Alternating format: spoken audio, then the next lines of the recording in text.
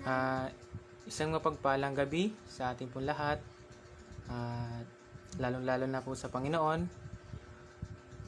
Narito po tayo para mabigay ng mga salita ng Panginoon na patuloy na magpapalakas sa ating buhay, sa ating pananampalataya at magpapagtibay sa ating relasyon sa Panginoon. Bago man tayo mag-umpisa sa ating topic ngayon ay haranain muna natin ang Panginoon. Awitan natin siya sapagkat napakaganda ang pagbubungad pagka inaalayan natin ng awitin ang Panginoon. Kung paano man tayo ay maawit tayo sa napakagandang dilag o nililigawan natin, mas mainam na aawitan natin ang Panginoon, lalo na sa oras na ito. Lumapit tayo sa Panginoon sa gabi na ito at patuloy na magpasiyasat tayo sa ating mga puso kung ano ba talaga ang laman nito, kung nandito pa rin po ba ang Panginoon sa puso ng buhay ng bawat isa sa atin, kung ang Panginoon pa rin po ba ang nagmamay-ari ng puso natin, kung ang Panginoon pa rin po ba ang naghahari sa puso natin. May mga bagay na nasisilaw tayo, may mga nangyayari sa ating buhay na nagpapahina sa atin, pero wag nating kakalimutan, wag nating kakaligtaan na ang Panginoong Hesus ang pinakamahalaga sa lahat ng bagay. Ngayon po, awitan natin ang Panginoon. Ang pamagat nito ay Diyos Ama. Hallelujah, Jesus. Diyos Ama, sa iyo ay lumalapit. Buong puso ko sa iyo ay umaawit. Ang pagyakap mo madama, ang pag-ibig mo tabag, ninanais na ikaw ay makita. Diyos Ama, sa iyo ay lumalapit. Buong puso ko sa iyo ay umaawit. Ang pagyakap mo madama, ang pag-ibig mo tabag, ninanais na ikaw ay makita. Ilapit mo ako sa iyong piling. Ilapit mo, mapagmahal na Diyos.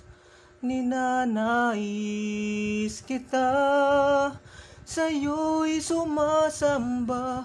Ilapit mo, mapagmahal na Diyos. Ilapit mo ako sa iyong piling. Ilapit mo, mapagmahal na Diyos. Ninanais kita, sa iyo'y sumasamba. Ilapit mo, mapagmahal na Diyos. Ilapit mo kami sa iyong piling. Ilapit mo, mapagmahal na Diyos. Ninanais kita, sa iyo'y sumasamba. Ilapit mo, mapagmahal na Diyos. Ilapit mo, mapagmahal na Diyos. Ilapit mo, mapagmahal na Diyos. Yan po. Purihin po ang Panginoon sa oras na ito. At magpatuloy tayo sa ating gawain sa gabi na ito. At ihanda natin ang ating puso, ang ating buhay, na patuloy na ang Panginoong Hesus lamang ang nakatuon nito. Hindi anumang bagay sa mundo na ito sapagkat ang anumang bagay sa mundo na ito na nakikita natin ay walang kabuluhan maliban lamang ang Panginoong Hesus lang. Babasahin ko po ang ating pagtatalakay ngayon, ang ating topic ngayon. Pinamagatan ko po itong how to be strong. Paano maging malakas? Ayan. Ang sabi dito sa Isaiah 41 verse 10, ako'y isa sa iyo, huwag kang matakot. Ako'y iyong Diyos, hindi ka dapat mangamba. Palalakasin kita at tutulungan at iingatan. Ililigtas. Ayan. Purihin po ang salita ng Panginoon. Tayo po ay manalangin. Ama, maraming salamat sa gabi na ito. Patuloy na ikaw ang kumilos at gumawa sa buhay ng bawat isa, sa mga nanonood, Panginoon, maging sa aking buhay na gagamitin mo, Panginoon, bilang instrumento para maghayag ng iyong mga salita. Patuloy, Panginoon, na palakasin mo, Panginoon, ang buhay ng bawat isa, ang puso ng bawat isa, Panginoon, sapagkat ikaw lamang, Panginoon, ang aming inaasahan sa oras na ito. Maging sa panahon na ito, Panginoon, wala kami maiba, Panginoon, na mahingyan ng tulong, kundi ikaw lamang, O Diyos.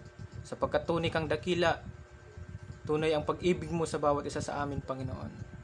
Ito ang panahon, O Diyos, na nais mo, Panginoon, na magbalik loob sa iyo ang mga tao, O Diyos. Ang mga pinili mo, Panginoon, lalong-lalo na, Panginoon, ang mga naglilingkod na sa iyo. Na patuloy magpakalapit, patuloy, Panginoon, na magpalakas, Panginoon. Subalit, Panginoon, ito ay magagawa lang namin, Panginoon, sa tulong at biyaya mo, O Diyos. Maraming salamat, Panginoon, na patuloy ka namin pinupurihan at itataas ang iyong dakilang pangalan sa aming mga buhay. Salamat po sa pangalan ni Jesus. Amen. Ayan. Ano pang sabi po din sa Isaiah? Ako'y isa sa iyo. Isa yon, pangako ng Panginoon. Ako'y isa sa iyo. Huwag kang matatakot. Pangako ng Panginoon ulit yun. Ako'y iyong Diyos. Pangako ng Panginoon. Siya yung Diyos natin. Nagpapakilala sa dito. Hindi ka dapat mangamba. Pinapalakas tayo ng Panginoon. Sapagkat anuman ang pagsubok na dumating sa ating buhay, dapat hindi tayo mangangamba. At alam natin sa sarili natin na kasama natin ang Panginoon. Palalakasin kita. Ayan. Anumang kahinaan na nararanasan natin, nadapa man tayo, mga pagsubok na dumating sa ating buhay, meron Panginoong Hesus na patuloy na magbibigay sa atin ng kalakasan at tutulungan. So walang ibang makakabigay sa atin ng tulong, walang ibang makakatulong sa atin, hindi ang tao, kahit mga kapitbahay natin, kahit mga kaibigan natin sa ganitong sitwasyon, hindi makakatulong sa atin maliban lamang ang Panginoon. Iingatan at ililigtas. Ayan. Walang ibang tagapagligtas kundi ang Panginoong Hesus lamang. Huwag tayo manghina. Maraming mga pagsubok na dumating sa ating mga buhay. Patuloy lang tayo na magpakatatag. Patuloy tayo na magtiwala sa Panginoon, sa kakayanan niya. Sapagkat walang ibang makakagawa nito kundi ang Panginoon lamang. Nandun ang mga pangako ng Panginoon na patuloy natin pinangahawakan. Huwag natin ito bibitawan. Sapagkat kung bibitawan natin ito, parang binitawan na rin natin ang ating kaligtasan. Sapagkat malinaw ang sinasabi ng Panginoon. Ililigtas niya tayo. Ano man ang pagsubok na ito sa ating buhay, ano man itong pinagdadaanan natin ngayon, wala to. Sapagkat may Panginoon tayo, mas malawak ang kamay ng Panginoon. Yayakapin niya ang mga nagtitiwala sa Kanya. Patuloy lang tayo na lumapit sa Kanya. Huwag tayo panghinaan ng loob sa mga nangyayari sa bansa natin, maging sa buong mundo na ito. Hindi dapat tayo manghina. Patuloy na magbigay tayo ng tayo mga ginagamit na ng Panginoon, ng paghahayag ng salita. Tayo mga born again Christian o anumang sikta ka, na alam mo na sa sarili mo na may Panginoong Hesus ka sa puso mo. Patuloy ka magpakalakas, sapagkat ikaw ang ginagamit ng Panginoon para palakasin ang mga mahihina. Parang sinasabi lang yun yung mga bundok na maraming burol, kailangan mong puntahan yan. Pero hindi mo mapupuntahan yan kung hindi mo lalakaran. Humakbang ka. Huwag kang matakot. Huwag tayo matakot. Sapagkat kasama natin ang Panginoon. Gusto ko lang magpatotoo sa inyo. Bago ako nakakilala ang Panginoon, bago ko nakilala ang Panginoon sa buhay ko, marami akong kahinaan. Kinaan ko, unang-una, laman, babae. Pangalawa, emotion, pag-uugali. Bagamat talagang lahat tayo mayroong ganong kaugalian, sapagkat matindi ang pinagdaanan ko. Kaya masasabi ko noon na may Panginoon ba? May totoo bang Diyos? Marami akong tanong sa buhay ko na matagal na panahon din na hindi nasasagot. Patuloy pa rin ako na nagtitiwala sa Panginoon, na sinasabi ko sa sarili ko, balang araw makikilala ko rin ang Panginoon sa buhay ko. May ginamit ang Panginoon na instrumento para makakilala ko. Ginamit niya yung tatay ko, pero yung tatay ko kilalang kilala sa lugar namin na walang takot. Hindi niya kinikilala yung Panginoon, hindi niya nakikilala, pero isang araw nakatagpo niya ang Panginoon. Kaya maraming mga pagsubok na dumating sa buhay ng bawat isa, lalong-lalo na sa akin. Talagang napagtibay ko, tumigas ang aking mga buto sa sariling pagsisikap. Hindi ko iniisip yung kung anong magiging kahinatnan ko. Huwag tayong panghinaan ng loob, sapagkat kung pinili ka ng Panginoon, kailangan mo ito hakbangan. Kung tinawag ka ng Panginoon, kailangan mo itong gawin, sapagkat kung hindi mo ito gagawin, walang mangyayari sa buhay mo. Maaaring yung mga bagay na ninanais mo, magagawa mo, matutupad. Pero ang pinakamahalaga sa lahat, ang Panginoong Hesus na maghahari sa puso mo. Sabi nga, unahin muna natin ang Panginoong Hesus, at ang iba ay susunod na lamang. Unahin muna natin ang Panginoon, ang kaharian ng Diyos. Kung ano mang nais ng puso natin, ibibigay yan ng Panginoon pag inuna natin siya. Maraming isasacrifice, maraming kailangan natin isakripisyo para lang magawa natin, masunod natin yung kalooban ng Panginoon.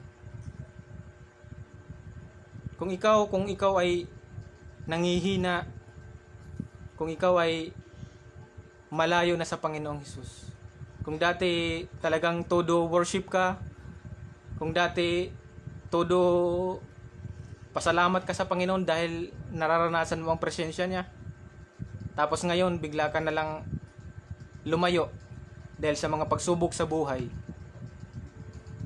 parang sinabi mo sa sarili mo na useless lang, wala kang napala, sapagkat kung kailan ito ang pagkakataon na lalapit tayo sa Panginoon, saka ka naman lumayo.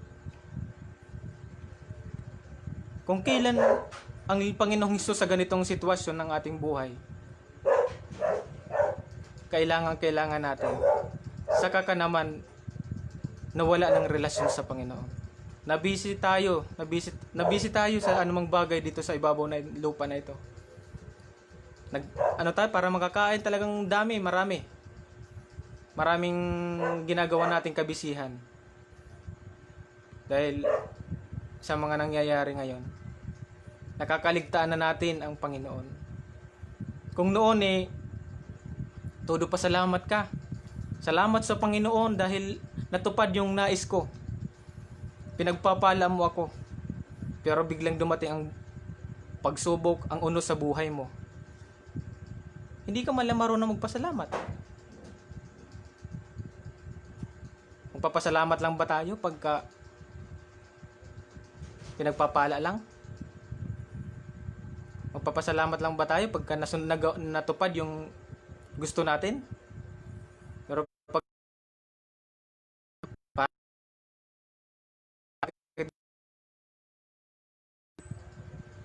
bakit nangyayari ang ganitong pangyayari sa buhay ko.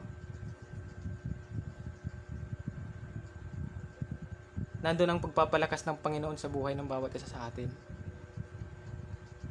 So kailangan natin siya sa atin ang puso natin, kung ano ba talaga ang laman nito. Yung nagpapasalamat lang ba tayo? Nasisiyahan lang ba tayo pagka mayroong mga natatanggap? Hindi dapat tayo ganun.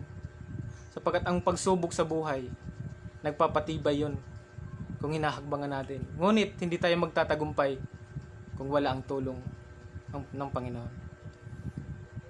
Kaya mapalad tayo, mga nakakakilala na sa Panginoon. Alam na natin kung ano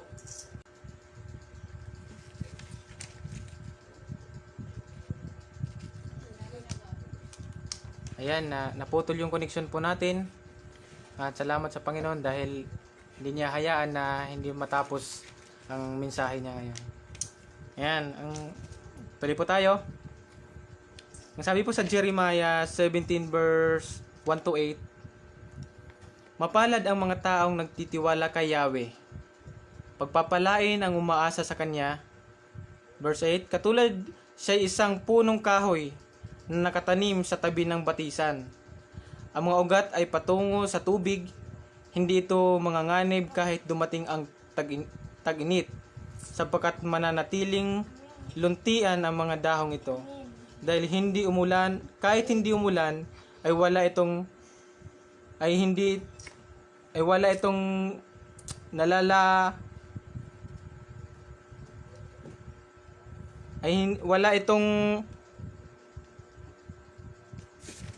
tingnan to.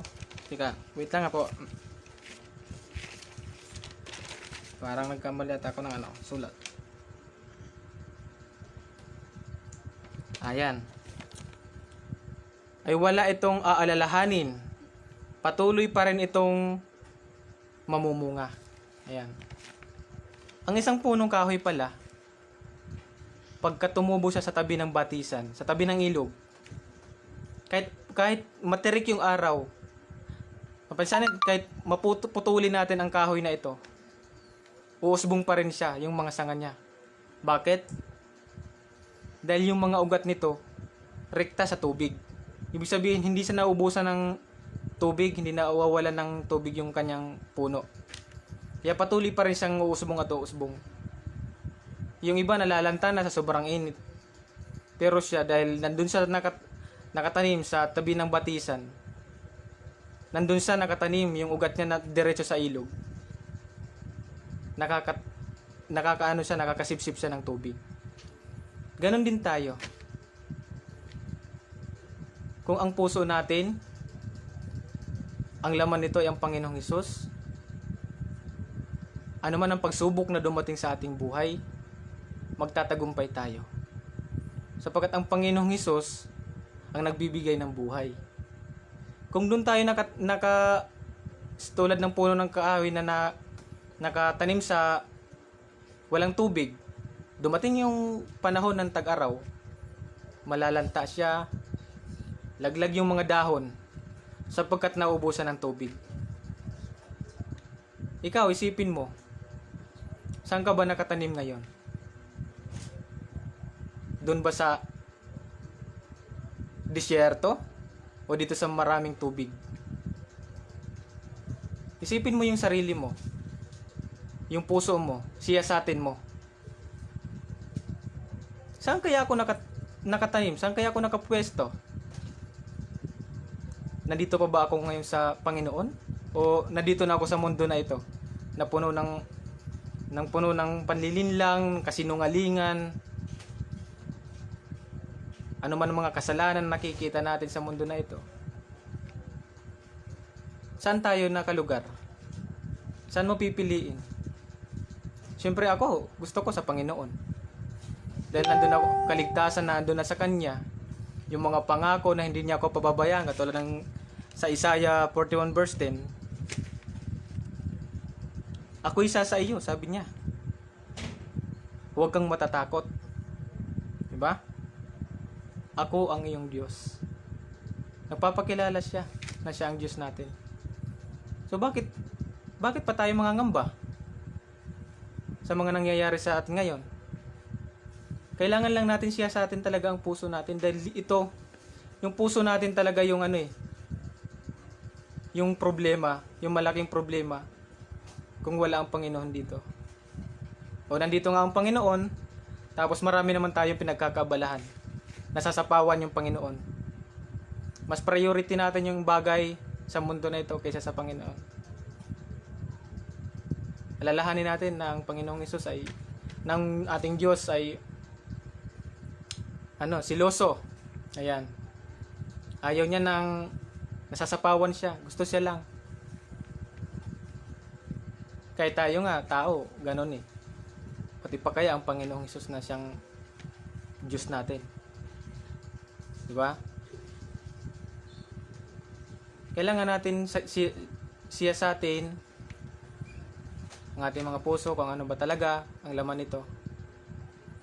Sapagkat haharap tayo sa Panginoon, titingnan niya kung anong laman ng puso natin. Kung ang laman ba ng puso natin siya o yung mga bagay sa mundo na ito. Alam niya, walang hindi lingid ang Panginoon. Alam niya lahat. Yung pagkakataon na ito na pandemic na ito.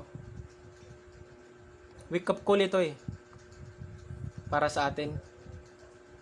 Sa mga lumayo na sa Panginoon, nawalay sa gawain ng Panginoon, hindi nagpatuloy sa gawain ng Panginoon, pagiwang-giwang lang tayo. Ito na yung pagkakataon para lalo tayo magpakalapit sa Panginoon. Sabi ko nga sa inyo kanina, walang ibang makakatulong sa atin. Kahit tao, hindi makakatulong sa atin. Sino man, ano pa yung tao na yung pinagkakatiwalaan natin, hindi makakatulong. Pero ang Panginoong Hesus, siya lang ang makakatulong sa atin sa ganitong pagkakataon, sa ganitong sitwasyon nating buhay. Isipin natin lagi mga pangako ng Panginoon. Huwag nating isasantabi ang kanyang mga salita. Kung noon wala pa yung pandemya, busy tayo. Trabaho, kaliwag kanan trabaho, kung ano mga ginagawa natin. Wala na tayong panahon magsimba kasi busy sa trabaho, pagkakakitaan. Wala nang panahon magbasa ng Bible kasi busy sa mga bagay-bagay. Pero dumating ang pandemya na ito, busy ka pa rin ba? 'Di ba? Tanungin mo sarili mo, busy ka pa rin ba? Ilang buwan na tayong ganito na dapat mahaba ng panahon natin katagpuin ng Panginoon. Wala na tayong rason para sabihin natin busy pa ako. Kasi ilang buwan tayo nag-lockdown. Medyo mahigpit pa tayo ngayon, nasa GCQ pa tayo. So may panahon pa tayo at tuloy-tuloy dapat natin gagawin. Hindi lang yung saka kapag may panahon na, pag may panahon lang. Hindi. Sabi ng Panginoon sa Lumutipan pagbuli-bulayan nyo ang aking mga salita araw at gabi. Hindi yung sinabi niya na pag mayroon ka lang panahon, araw at gabi, pagbuli-bulayan mo. How to be strong. Ayan. Paano palakasin ang ating spiritual, ating lupang katawan. Kung ating lupang katawan pinapalakas natin sa magitan ng pagkain ng kung ano-anong masasarap na pagkain dyan. Para lumakas ang immune system natin dahil yun ang sabi ng mga eksperto. Palakasin natin ang ating immune system. Wala mo nang diet. Kasi yung virus na yan dyan sa mga nagda-diet daw yan tumitira. Palakasin natin, kain tayo ng kain, palakasin natin ang ating immune system. Pero wag natin kakaligtaan na mas mahalaga ang palakasin natin ang ating espiritu. Sa pamamagitan ng pagbabasa ng kanyang mga salita, sa pamamagitan ng pagbabahagi ng kanyang mga salita, pagbubulay-bulay ng kanyang mga salita, doon natin ma-realize ay ito pala ito yung pangako ng Panginoon. Dapat hindi ako nangangamba kasi sabi niya, ililigtas niya ako Sabi ng Panginoon, siya ang Diyos ko. Ililigtas niya ako, sasamahan niya ako, saan man ako pumaroon.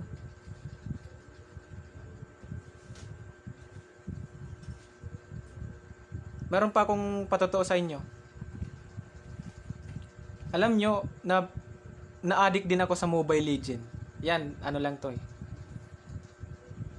Alam mo sa Mobile Legend, nagkakapagpabago ng mood. Lalong-lalo na pagka maingganyo ka sa umpisa kasi lalong pagka mababa pa yung rank mo, palagi kang MVP. So maingganyo ka maglaro. Yes, yan, palalakasin natin. Maglaro tayo ng maglaro. Pataasin natin ang rank natin. Pero hindi mo namamalayan nakakain na ng sistema ng Mobile Legends yung utak mo. Nandun na bigla-bigla ka na lang magagalit dahil siyempre yung mga kasama mo, halimbawa hindi marunong masyado, ikaw lang yung marunong, matatalo kayo. Siyempre gusto mo manalo.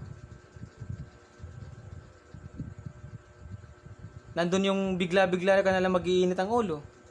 Yung mga bagay na dapat mong gagawin wala, hindi mo nagagawa.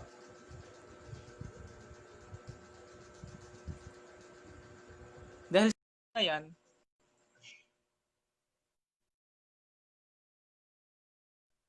sa Panginoon. Kaya sabi ko, habang naglalaro ako, parang iba na to. Hindi ito yung gusto ko Hindi ito yung gusto ko na mapalapit ako sa ganitong games na ito na wala namang kabuluhan. Oo nga, mataas nga yung ranggo mo. Malakas ka. Ikaw ang pinakamalakas. Pero ikaw ang pinakamahina sa mata ng Panginoon. Sapagkat wala ka ng relasyon sa Kanya Nawalay ka na Kaya kayo, alam ko, maraming naglalaro sa inyo ng bataan. Maraming mo kakilala. Hindi ko naman sinasabi sa yung huwag kayong maglaro. Pero isipin nyo kung anong nagiging epekto nito sa puso nyo, sa pag-iisip ninyo. Yung mga bagay na para sa Panginoon dapat, hindi natin nagagawa. Dahil nabibisi tayo. Lalo, di mo pwede. Pero yung gawain ng linggo, iiwan mo. Aalisan mo. Hindi wala naman magre-report sa'yo. Pero ang totoo, kitang-kita ka ng Panginoon. Yan ang mga bagay na sinakripisyo ko para lalo ako mapalapit sa Panginoon. Kailangan natin isipin yun hanggat hindi pa huli ang lahat. Minsan, nasasabi natin na sana hindi ko na lang ginawa pagka binigyan ka na ng pagsubok ng Panginoon. Yan ang realidad talaga yan Kung kailan ka na pinalo ng Panginoon, kung kailan ka na binigyan ng pagsubok ng Panginoon, saka ka na magsisisi. Pero nung umpisa pa lang naman, dapat hindi mo na ginawa. Dapat lalo ka na nagpalakalakas sa Panginoon. Diba? Huwag natin kakaligtaan, huwag natin kakalimutan itong verse na ito. Isaiah 41 verse 10. Isa-isahin ko sa inyo. Yan. Una, pangako ng Panginoon, ako'y isa sa iyo. Amen. Ako'y isa sa iyo. Ibig sabihin, pagka lahat ng ginagawa mo, kasama mo ang Panginoon, magtatagumpay ka. Huwag kang matatakot. Bakit ka naman matatakot talaga? Kasi kasama mo naman talagang tagapagligtas ang Panginoon. Wala kang dahilan para matakot. Ako'y iyong Diyos. Amen. Siya ang Diyos natin. Walang iba, hindi yung nakikita natin, hindi yung pera, hindi yung kung anong magandang nakita mo. I-idol mo na. Wala na yan, walang kwenta yan. Sapagkat maglalaho din yan. Hindi ka dapat mangamba. Oo nga naman, bakit? bakit naman talaga ako mangangamba? Kasama nga ang Panginoon, di ba? Pero lagi nating iisipin, sisiya sa atin ang ating puso. Kung kasama ba natin talaga ang Panginoon. Palakasin kita, palalakasin kita. Palalakasin tayo ng Panginoon. Kung sa oras nang hihina tayo, siya lang dapat ang ating lalapitan. Tutulungan, iingatan, at ililigtas. Sa isang verse na to, marami siyang pangako. Isang verse lang yan. Marami siyang pangako.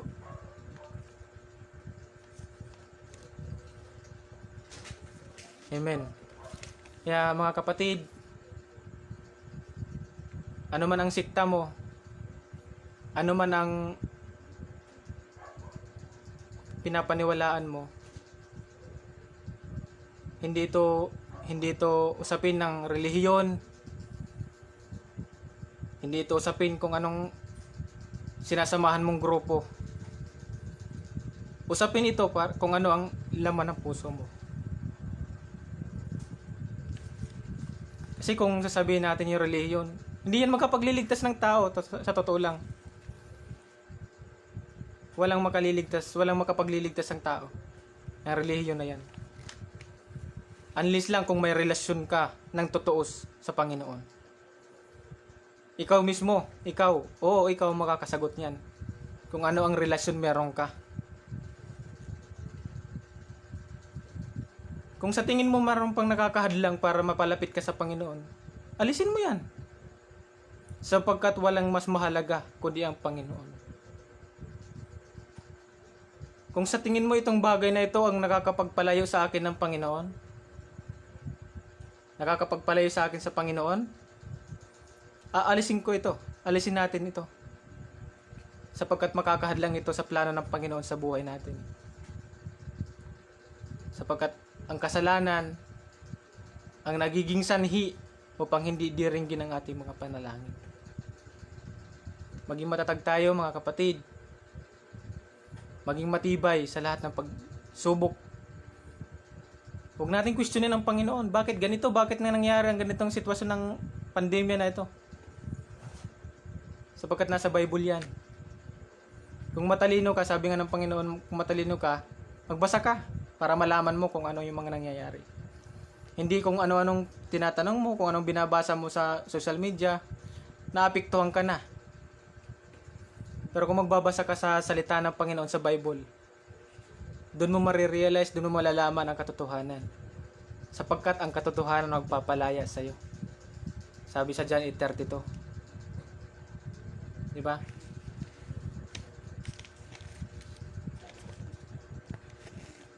Ang sabi sa Roma 8:28. Yan.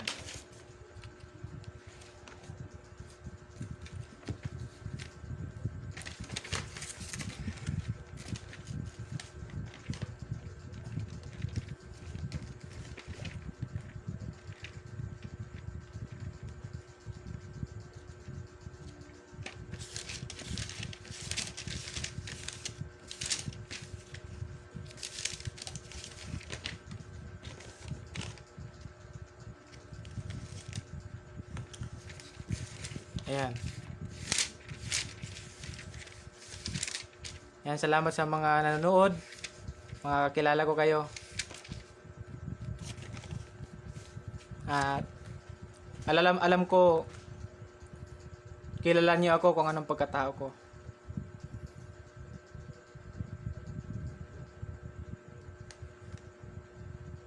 Sabi nga, ako yung buhay na patotoo.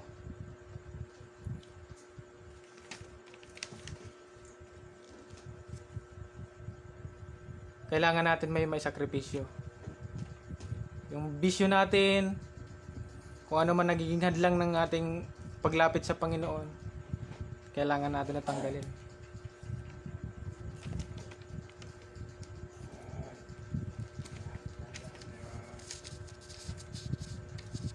Alam yung pinangahawakan ko sa buhay?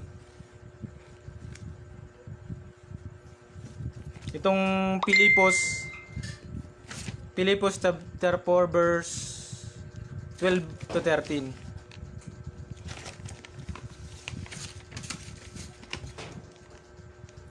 Pilipos chapter 4 verse 12 to 13. Sabi dito, alam ko kung paano maghikahos. Yan. Alam ko kung paano maghikahos. Alam ko rin kung paano managana. Natutunan ko na ang sikreto kung paano masiyahan sa anumang kalagayan sa buhay. Ang mabusog o ang magutom. Ang managana o ang maghirap. Ang lahat ng ito'y magagawa ko dahil sa lakas na kaloob sa akin ni Kristo. Yan. Alam ko bawat isa sa atin maraming mga pinagdadaanan. Hindi lang itong nangyayari ngayon. Maaring may mga bagay na pinagdadaanan tayo na tayo lang ang nakakalam, wala tayong mapagsabihan, wala tayong malapitan. Pero isa lang ang dapat nating tatandaan. Wala man tayong malapitan.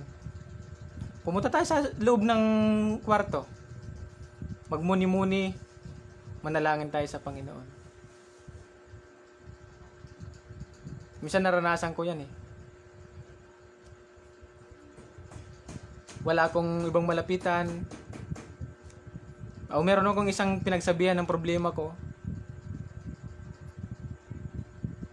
Ang naging nangyari, ipinagsabi pa niya. So wala talaga eh. Hindi talaga, sablay talaga pag sa tao tayo magtitiwala. Sa totoo lang. May gagamitin ng Panginoong instrumento para palakasin ka. Pero ang pinakamainam, hanapin mo ang Panginoon. Hanapin mo siya sa puso mo. Hindi lang dapat nakikilala mo lang siya sa pangalan. Ay, Panginoong Hesus, kilala ko yan. Napakusan sa krus na Kalbaryo. Dapat kilalanin natin siya sa puso natin. Sapagkat walang ibang makakapagpabago sa atin. Walang ibang makakapagpabago sa buhay natin, sa pananaw natin, kundi ang Panginoong Hesus lamang. Lagi natin tatandaan, hindi tayo aangat sa buhay kung wala ang pagsama ng Panginoon. Umangat ka man, magkaroon ka ng mga bagay-bagay sa mundo na ito, walang halaga yan kung wala ang Panginoon. Magkaroon ka ng mamaharing kotse, magkaroon ka ng bahay at lupa na nagkakahalaga ng milyon, hindi mo yan madadala sa Panginoon. Pero kung ang Panginoon ang uunahin mo, kung ang Panginoon ang maghahari ng puso mo at maging sa pamilya mo, isang malaking pagpapala yun. Nandun na wala kang alalahanin, nandun yung wala kang masyadong iniisip dahil nagtitiwala ka nga sa Panginoon. Pero hindi tayo tinuruan ng Panginoon maging tamad. Tinuruan tayo ng Panginoon maging matalino. Tinuruan tayo ng Panginoon na maging masikap, maging masipag. Hindi sa paggawa ng masama, kundi paggawa ng mabuti. Sa oras na ito, ang sabi ng Panginoon, ang manatili hanggang wakas ang siyang maliligtas. Ang manatili hanggang wakas ang siyang maliligtas. Dapat lalo tayong kumapit sa Panginoon. Huwag tayong bibitaw. Huwag tayong lalayo. Pag mayroon tayong makita na nagagawain, nagbabahagi ng salita ng Diyos, pakinggan natin ito. Mas mainam na ikaw mismo siyasatin mo. Mag-aral ka tungkol sa salita ng Diyos. Huwag kang yung makikinig ka lang. Mas mainam na ikaw ang magbabasa. Kasi doon mo makikita, doon mo malalaman ang kasagutan ng lahat ng tanong mo. Sa Bible ang makakasagot. Yung Biblia yung makakasagot lahat ng tanong mo, kapatid. Maging malakas tayo. Ang tanong ko kanina, how to be strong? How to be strong? Sabi sa Pilipos chapter 4 verse 13, ang lahat ng bagay ay magagawa ko mula sa lakas na kaloob sa akin ni Kristo. Yan. Hindi yung sarili mong lakas, hindi mo gagawa yun. Sapagkat mahina ka. Mahina ako. Mahina tayo kung sarili lang natin. Oo. Iniisip natin malakas tayo. Dahil matikas ang ating pangangatawan. Malaki yung muscle natin. Pero ang totoo, mahina ka kung wala ang Panginoon na nagpapalakas sa'yo. Kaya dapat palakasin natin ang ating spiritual life, kumbaga. Hindi yung lupa nating katawan. Sapagkat ang lupa nating katawan, wala, mababalik lang tayo sa alabok. Pero kung palalakasin natin ang ating spirito sa pamamagitan ng pagbabasa ng kanyang mga salita, sa pamamagitan ng pagkikipagsalamuha sa mga gawain sa Panginoon, sa pamamagitan ng paglayo sa lahat ng mga tukso na yan, maano man makamundong gawain, ibig sabihin pinapalakas natin ang ating spirito. Yan mga kapatid, kung ikaw nga ay pagiwang-giwang lang, minsan nakakaalala ka lang sa gawain, pag may problema ka, ituloy-tuloy mo na. O kung ikaw ay nagsisimba ka lang, pag mayroon kang nararamdaman sa katawan, sakit, ano man ang pagsubok na binigay sa'yo ng Panginoon, saka ka lang makakaalala sa Kanya, ituloy-tuloy mo na. Huwag tayong pabalik-balik. Alam mo yung naglalakad na yung, kung baga sa salita ng waray, chat-cha sa amin yun, yung chat-cha na sayaw, hindi ka makakarating sa paroroonan mo kung naglalakad ka ng chat-cha, atras abante. Dapat tuloy-tuloy tayo. Hindi yung tuloy-tuloy tayo ngayon, pinagpapala tayo ng Panginoon, bigla-bigla na lang tayong dahil marami na tayong pagpapala, hihinto tayo. Tapos maya-maya, nagkaroon ka ng problema, babalik ka na naman sa Panginoon. Tapos okay na ulit. Binigyan ka na naman ng pagpapala ng Panginoon. Dahil ang Panginoon mahabagin eh. Hanggat tayo lumalapit at lumalapit sa Kanya, pinapatawad niya tayo. Pero dapat mahiya na tayo. Isipin naman natin, mahiya tayo sa Panginoon. Huwag natin abusuhin ang Kanyang kabaitan.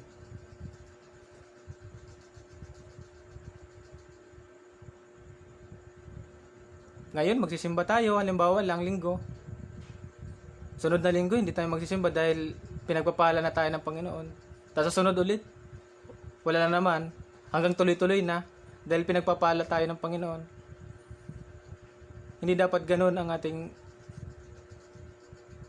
inaasal, kumbaga, sa Panginoon. Bagamat ang Panginoon mahabagin, meron din siyang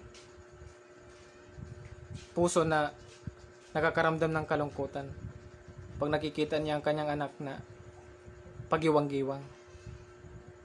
Kung patuloy tayo, magpakalakas tayo sa Panginoon, ito na yung pagkakataon na dapat tayo magpalakas. Ito na yung pagkakataon na dapat lalo tayo magpakalapit sa Panginoon. Ito na yung panahon na wala na tayong rason na busy tayo sa anumang bagay sa mundo na ito, sa pinagkakabisihan natin. Ito na yung panahon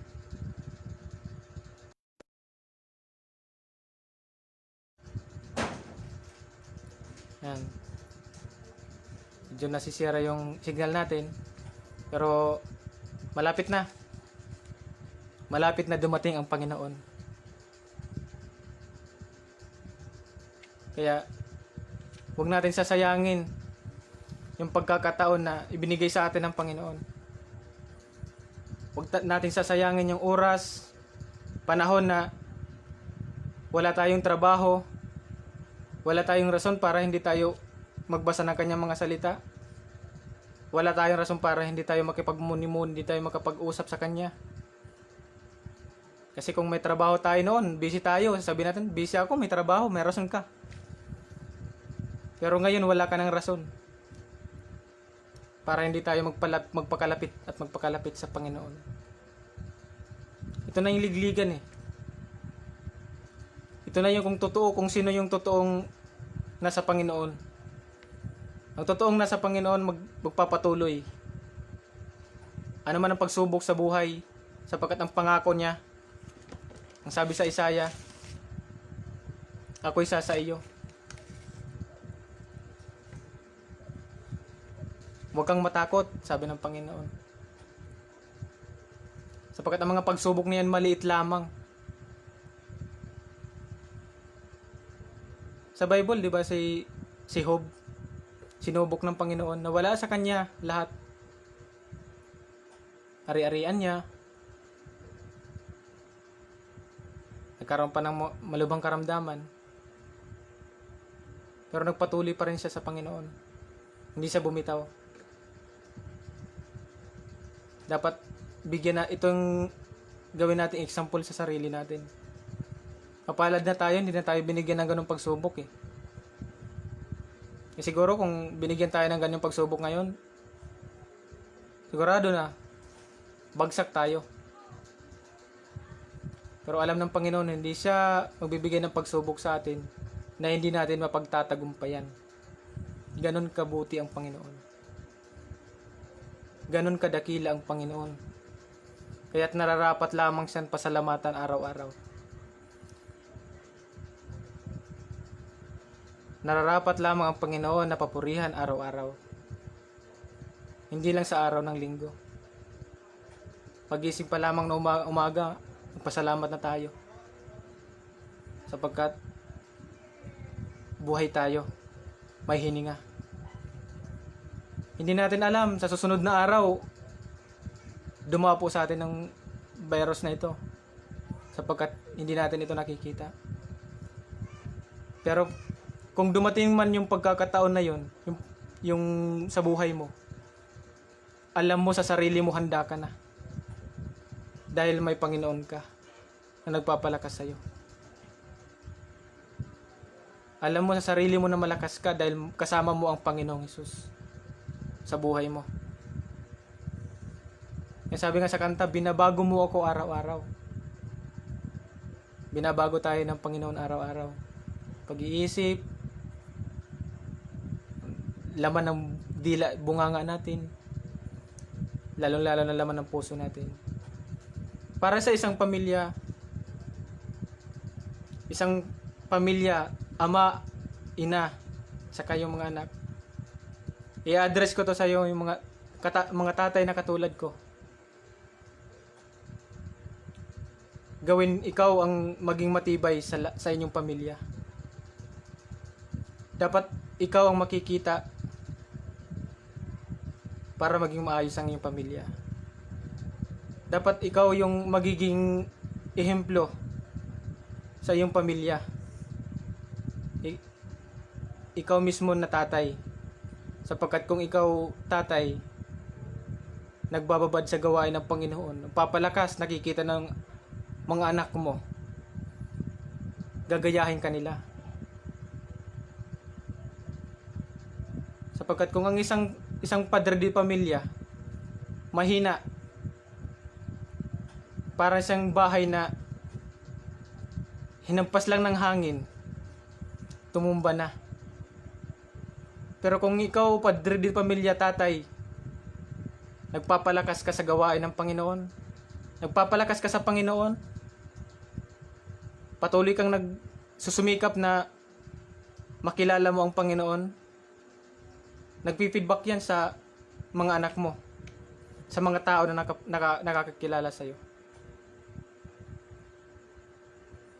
Kaya dapat sa puso mo ang Panginoong Hesus.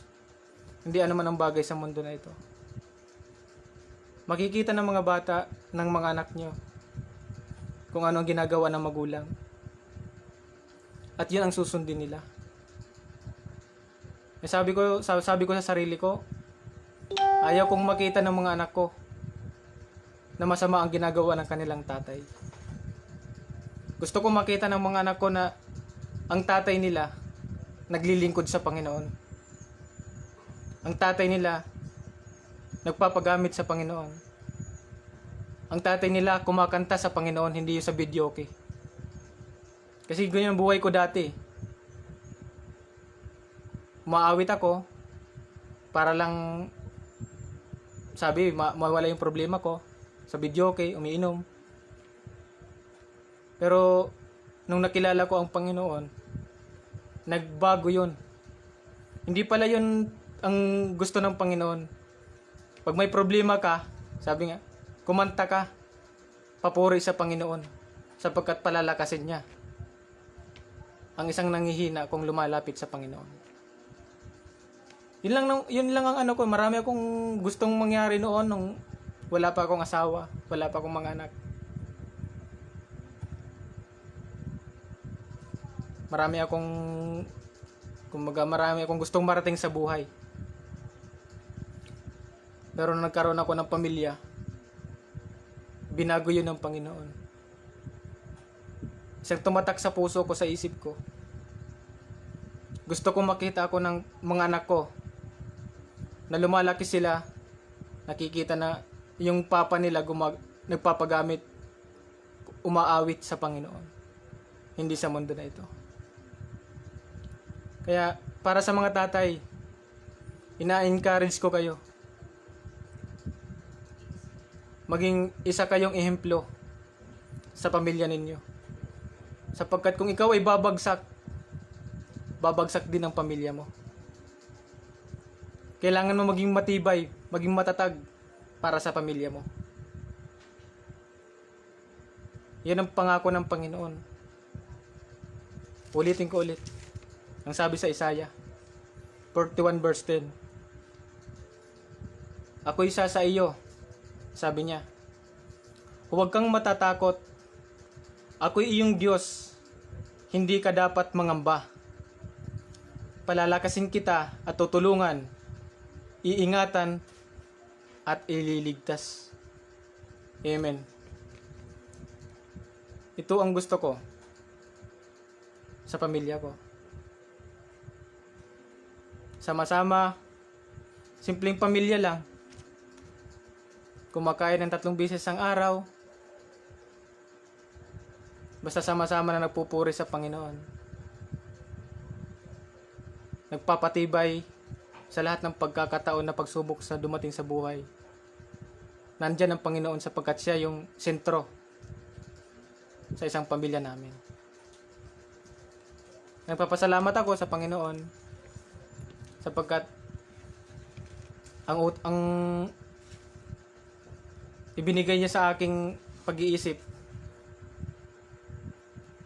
ay yung pag-iisip ng isang matinong tatay na walang iniisip kundi yung pamilya, walang iniisip kundi yung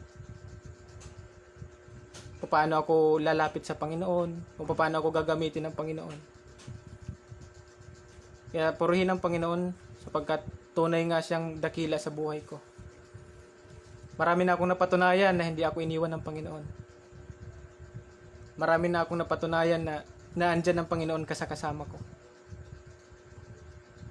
Sabi ko nga, kung hindi ko nakilala yung Panginoon, iwan ko lang kung ano nangyari sa buhay ko.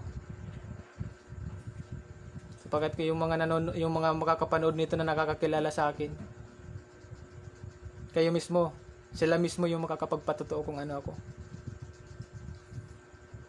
Pero salamat sa Panginoon sapagkat nakilala ko siya, nagpakilala siya sa akin, at humakbang ako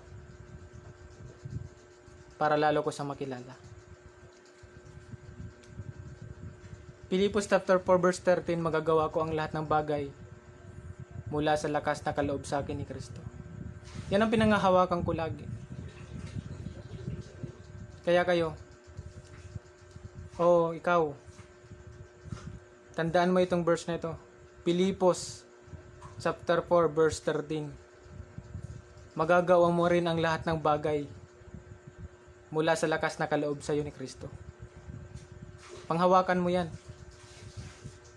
Sapagkat walang pinipili ang Panginoon. Pag lumapit ka sa Kanya, hindi ka hihindian. Pag isinuko mo ang buhay mo sa Panginoon, hindi Kanya pababayaan. Yayakapin Kanya sa lahat ng pagkakataon sa buhay mo. Sa lahat ng oras na kailangan mo siya, nandyan siya. Kaya salamat sa gabi na ito. Mga kapatid, inuulit ko, hindi ito usapin ng isang relihiyon. Hindi ito usapin ng isang samahan. Kundi ang ibinabahagi ko sa inyo na magkaroon tayo ng relasyon sa Panginoon. Sapagkat kung mayroon kang totoong relasyon sa Panginoon, yan ang makapagliligtas sa iyo. Hindi ang relihiyon. Kaya salamat sa gabi na ito. Patuloy na pagpalain tayo ng Panginoon. Salamat sa oras po ninyo. At patuloy na alam ko na narito ang Panginoon sa bawat isa sa atin. Malayo man tayo sa isa't isa. Pagkat ang Panginoon ay malawak. Mahaba ang kanyang kamay para yakapin niya tayo. Pagkaisahin. Sa ganitong panahon, dapat magkaisa na tayo. Sapagkat malaki ang magagawa ng nagkakaisang Kristiyano para mawala yung mga pagsubok na ito. Panalangin. Ito na lang kasi hindi natin nakikita yung kalaban. Wala tayong magagawa kundi ang manalangin na lang. Wala tayong magagawa. Hindi natin ito pwedeng labanan sa pamamagitan ng physical na lakas.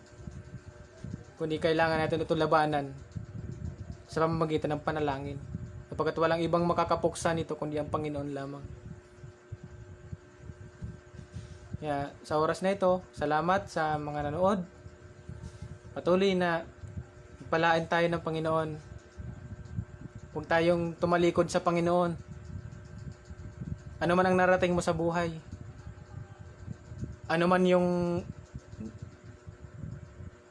na-achieve mo na. Huwag kang mananatili lamang sa ganun. Hanapin mo ang Panginoon Jesus sa buhay mo. Kung may relasyon ka na sa Kanya o wala pa. Ngayon kung may relasyon ka na sa Kanya, pagpatuloy mo kapatid. Pagpatuloy mo, wag kang hihinto, wag kang tatalikod. Sapagkat hindi natin alam susunod sa pangalawa, may mangyari na sa atin. At least handa tayo humarap sa Panginoon. Ngayon ikaw kung hindi ka pa nakakakilala sa Panginoon, saya sa atin mo ang puso mo. Nasain mo na makilala mo ang Panginoon Jesus sa buhay mo ng totoo. Hindi lang sa pangalan niya. Ano ba ang magagawa ng Panginoon sa buhay mo? Yan lagi yung natin tatandaan. Inandyan ng Panginoon, nagpapalakas sa atin. Ang banal na Espiritu na siyang gumagabay sa atin, na patuloy na magpapalakas sa atin. Huwag tayong tatalikod sa Kanya. Salamat sa gabi na ito. At lumalalim ng gabi. Medyo mahaba na yung oras ko. Purihin ang Panginoon. At bago magtapos sa panalangin, sa gabi na ito ay magwawakas ako sa panalangin.